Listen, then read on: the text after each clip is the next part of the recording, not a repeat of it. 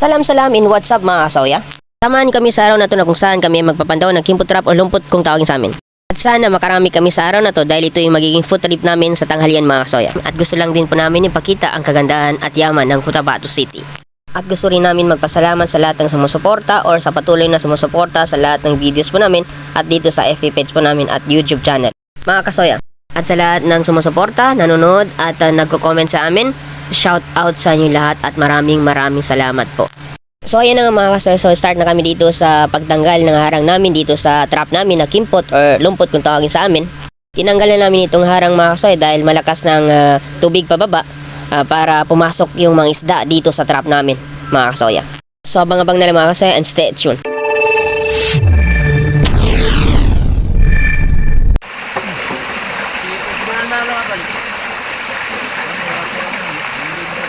Daniel, pwede po.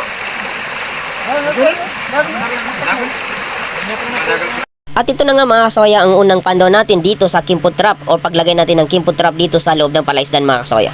Sana makarami tayo or kahit alimang man lang mga kasoya, solve na ang ating food trip ngayong pananghalian mga kasoya.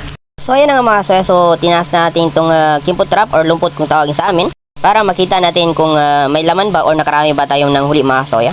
Kaya abangan natin mga kasoya. Ano mga soy? Nga udang ato ringo.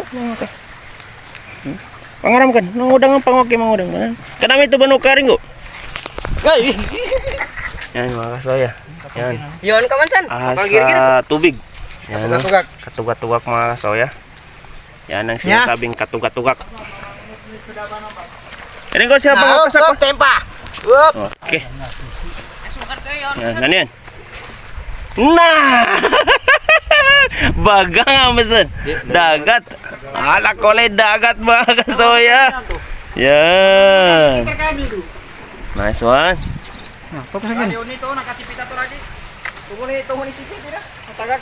Yan mga kasoya. Yan. Uhuy. Nice one.